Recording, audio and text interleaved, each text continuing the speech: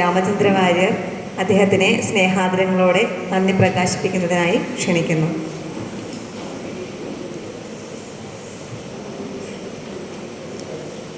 പ്രിയമുള്ള ഗുരുജനങ്ങളെ, രാമകൃഷ്ണൻ്റെ സുഹൃത്തുക്കളെ, ശിഷ്യരെ, മറ്റു സുഹൃത്തുക്കൾ, കുടുംബാംഗങ്ങൾ, ഞാനൊരു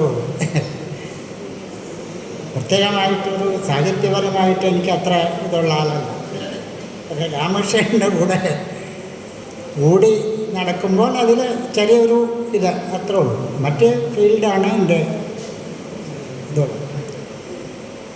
പക്ഷേ ഇത് കഴിഞ്ഞപ്പോൾ ഇങ്ങനൊരു പരിപാടി രാമൻ സാറ് വിളിച്ചു. ആദ്യത്തെ മീറ്റിംഗ് ഞങ്ങൾ പങ്കെടുത്തു. അപ്പോൾ പറഞ്ഞു, അനിയൻ തന്നെ ട്രഷറർ ആയിക്കോട്ടെ എന്ന്. ഓ ശരി, ആയിക്കോട്ടെ. ഇപ്പം ഇതിനു മുമ്പ് 2 അശീതിയാണെങ്കിലും 84 ശതാഭിഷേകമാണെങ്കിലും ഇതേപോലെ തന്നെ ഒരു ഭാഗം ആ രീതിയിൽ അങ്ങനെ. പിന്നെ മറ്റിതേപോലെ തന്നെ അശീതിക്ക് അവസാനം ഇതേപോലൊരു നന്ദി പ്രകാശിപ്പിക്കാനുള്ള അവസരം. ഞാനൊരു പ്രാസംഗികനോ മറ്റു കാര്യങ്ങളിലോ അല്ല. പക്ഷേ കായമ്പാട് മാഷ് പറഞ്ഞ പോലെ ഒരു കാര്യത്തിൽ കർക്കശം, മറ്റു വശത്ത് കർക്കശമാണ്. കാലത്ത് ഞാൻ ഫ്രീ ആയിട്ടൊരു യോഗ പഠിപ്പിക്കുന്ന ഒരാളാണ്. കാലത്ത് ഇത്ര മണിക്ക്, അപ്പോൾ ആദ്യമൊക്കെ രാമേശ്വരം നടന്ന് ആ ചെറുമുക്ക് അമ്പലത്തിൻ്റെ ആ മുക്കിൽ വരുമ്പോൾ 7 മണിയാണ്. ഇപ്പം അത് മാറ്റി.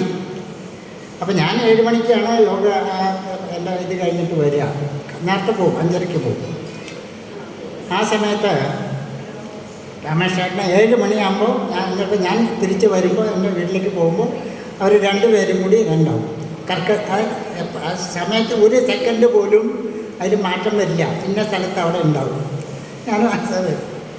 അതേപോലെ തന്നെ ജീവിതത്തിലും എന്താണ്, സമയത്ത് എഴുന്നേൽക്കുക, യോഗ നടത്തം, യോഗ കഴിഞ്ഞാൽ 8 ടിഫിൻ കഴിഞ്ഞ 1 മണി, 1 to 1:30, വൈകിട്ട് 7 to 7:30.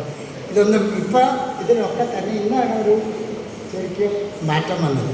ഇത്ര കൃത്യനിഷ്ഠ. പിന്നെ എനിക്കെന്താ വെച്ചാൽ പേഴ്സണലായിട്ട് എൻ്റെ ജീവിതത്തിൽ പല വിഷമഘട്ടങ്ങളിലും ഒരു തുണ സഹായിക്കാനായിട്ടെന്നും ഒരു വ്യക്തിയാണ്. അതാണ് എനിക്ക് മെയിനായിട്ട് രാമകൃഷ്ണൻ്റെ പറയുന്നത്. അപ്പോൾ ഈ ഒരു നന്ദി എന്ന് പറഞ്ഞാൽ 4 സെഷനായിട്ട് കാര്യങ്ങൾ നടത്തും. അതിൽ ഓരോരുത്തരുടെ പേരെടുത്ത് പറഞ്ഞു കഴിഞ്ഞാൽ അത് ഇതാവും. ഏതായാലും വൈകിയവേള ഇന്ന് രാമകൃഷ്ണൻ്റെ എല്ലാവിധ കാര്യങ്ങളും തെറ്റി. ഇന്നത്തെ ദിവസം എല്ലാവരുടെയും തെറ്റിയിട്ട് കേൾക്കുക. അപ്പോൾ ഔപചാരികമായ നന്ദിയാണ് നമ്മൾ വിചാരിക്കുന്നത്. ഈ കാര്യങ്ങളിൽ പങ്കെടുത്ത എല്ലാ വ്യക്തികൾക്കും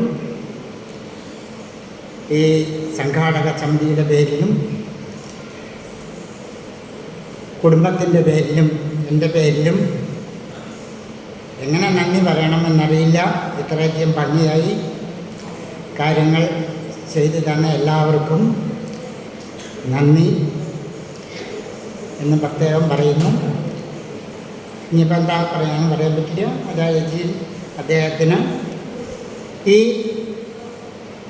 അന്നത്തെ ആ ഒരു സംഗീതം വീണ്ടും ദീർഘകാലം